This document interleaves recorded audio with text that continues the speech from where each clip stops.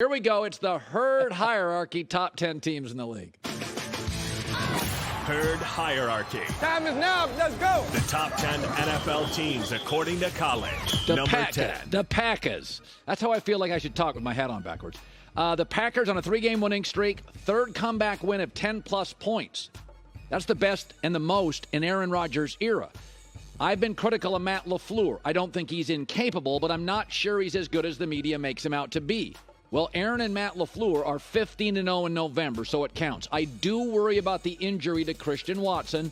It's taken them a while to get Aaron and these young receivers conjoined. They have. I still wish they'd run the ball a little more with Aaron Jones consistently, but they make the top 10, Packers at 10. Number 9. The Chargers. They've won 4 of 5. Listen, their defense with a defensive head coach is finally playing well. They have had 13 sacks in the last 3 games, and here comes Bosa, who's supposed to return this week. All you have to do to Justin Herbert is play decent defense, and he wins. He's 18-4 when the Chargers hold opponents to fewer than 27 points. So when they play average defense, Justin Herbert wins. They did last night against an awful team, and he won again. Number 8. The Jaguars. I had them above the Lions last week, and people pushed back. I think it's a real football team. I think Trevor Lawrence is a star. He's the best quarterback in the NFL passer rating since week 9. Big, tall moves. He has the largest increase ever in passer rating 1 year to the second. They're on a 3-game winning streak. They don't know what they don't know. They're young. If they do make the playoffs, they're a one and done. But he has become, with Doug Peterson, the quarterback, I thought he would be. Jags at 8. Number 7. Minnesota at 7. The ceiling's lower, but Kirk Cousins is 11-0 in one-score games. That is just insane. If Dan Marino was 11-0 in one-score games, that would be insane. He's playing with confidence. The last 3 weeks, leads the NFL in passer rating. They've got stars. They got a lot of things I like. A capable quarterback, an offensive coach, a star receiver. I think we all kind of realize this is not going to be a Super Bowl winning team, but they're fun. It's a great city that loves its football, and they got a heck of a team. Number 6. The Eagles. Lane Johnson's not playing, so they're not a top 5 team if he's not playing. That's their reality. I don't care what they did. This is not a standings list. They are not a top 5 team without Lane Johnson, as the guy with the hat on backwards says. But their defense has 6+ sacks, does Philadelphia, in 4 straight games. That is a lot of sacks. The D-line, really good. They can stay in games. Cross your fingers on Jalen Hurts coming back. Philadelphia at number 6. Number 5. Dallas Cowboys just beat them. Was a backup, but they're 7-2 since Dak returned. They've scored 25+ in 8 straight games. So we all thought they'd bring on OBJ. It hasn't hurt them. They're doing a good job offensively. Now, Dak has 11 picks since returning from injuries. That's the most by any quarterback since week 7. It is a little concerning. And in big spots, I don't trust Mike McCarthy. But we've got to be fair here. They remind me a lot of the Chargers. Great individual players, not quite buttoned up to be a Final Four team. But Dallas, they can pop you. They're a heavyweight with a punch. I don't know what their chin is, but they're a heavyweight with a punch. Number 4. The Bills. Okay, we all like the Bills, except Nick Wright. Here's the thing about the Bills that worries me. 24 giveaways this year. Only the Colts have more. You're not beating Kansas City and Cincinnati if you're giving the ball away 2 and 3 times a game. Now, they're on a 6-game winning streak. There's so much I like. I like the owners. I like the GM.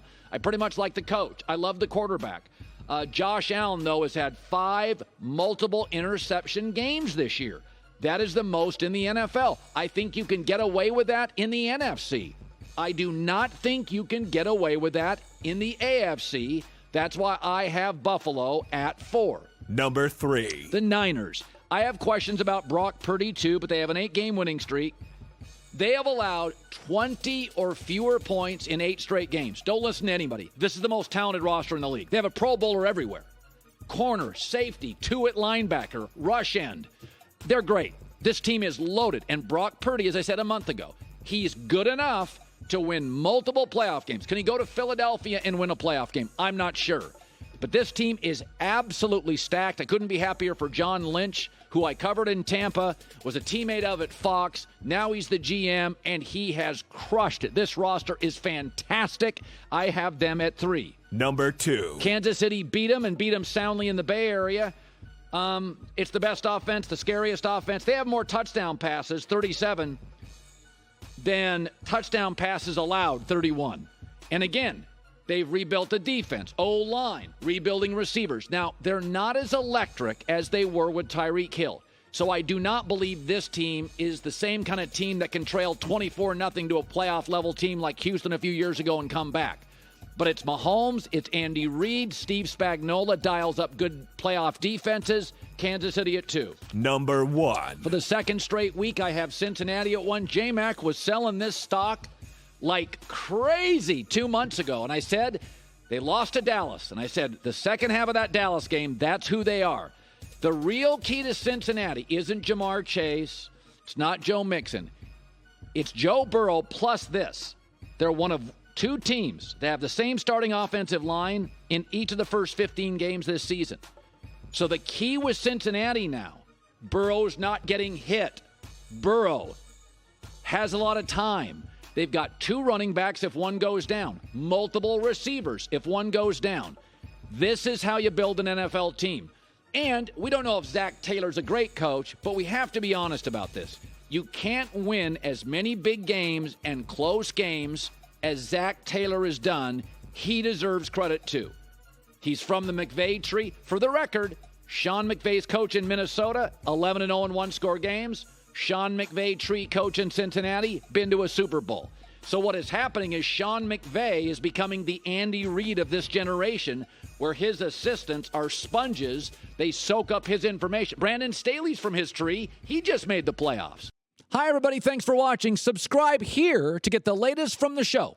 Also, be sure to check out more of the best clips from The Herd or go watch a few segments from other shows on FS1.